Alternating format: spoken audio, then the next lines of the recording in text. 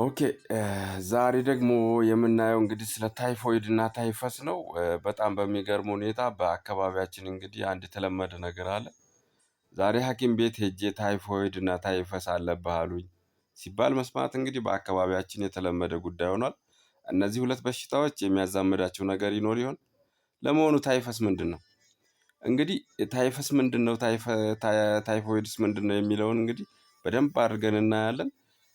ታይፎይድም ሆነ ታይፈስ ኦሬዲ የሚያመሳስላቸው ነገር አለ ወይስ የለም የሚለውን እናያለን ማለት ነው። ታይፈስ ሪኬትሺያ በመባል ይታወቃል። እንግዲህ በእንግሊዘኛ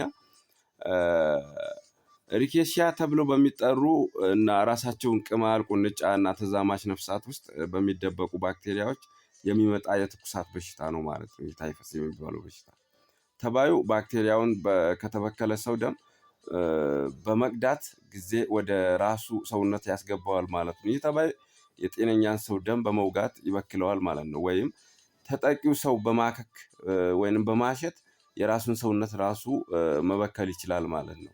ወደ ሰውነት የሚገባበትን መንገድም ራሱ ሰውየው ራሱ ሊፈጥር ይችላል።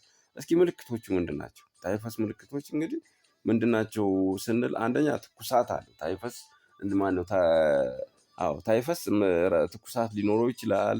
ራስ ምታት ሊኖረው ይችላል። የማዛል ስሜት ሊኖረው ይችላል። ቁርጥማት እነዚህ ጀነራል ቦዲ ፔን የሚባሉት ነገሮች እንግዲህ ሊኖር ይችላል ማለት ነው። በሆድና ጀርባ አካባቢ እንደ ሽፍታ ነገር ሊኖር ይችላል። ራሽ የሚባለው ነገር ማለት ነው። እና ደረቅ ሳል ሊኖር ይችላል። ድራይ ካፍ ማለት ነው። ባስ ሲል ደግሞ መፍዘዝ ሊኖረው ይችላል። ራስን መሳት ሊያስከትል የሚችል በሽታ ነው ማለት ነው።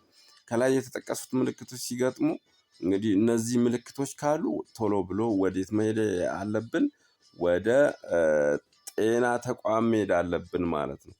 ታይፈስም እንደ ታይፎይድ በወረርሽኝ መልክ ሊከሰት የሚችል እስከ ሞት የሚያደርስ በሽታ ነው ማለት ነው። የመከላከያ መንገዶቹ ከልብስም ሆነ ከቤት ውስጥ እንደ ቅማልና ቁንጫ የመሳሰሉ ተባዮችን እንግዲህ ማስወገድ ይኖርብናል ማለት ነው። ልብስን በተገቢ ጊዜ መቀየር ወይንም ማጠብ፣ በተደጋጋሚ የግል ንጽህና የአካባቢ ንጽህና መጠበቅ እንግዲህ አስፈላጊ ነው። እነዚህ ጸረ ተዋህሲያን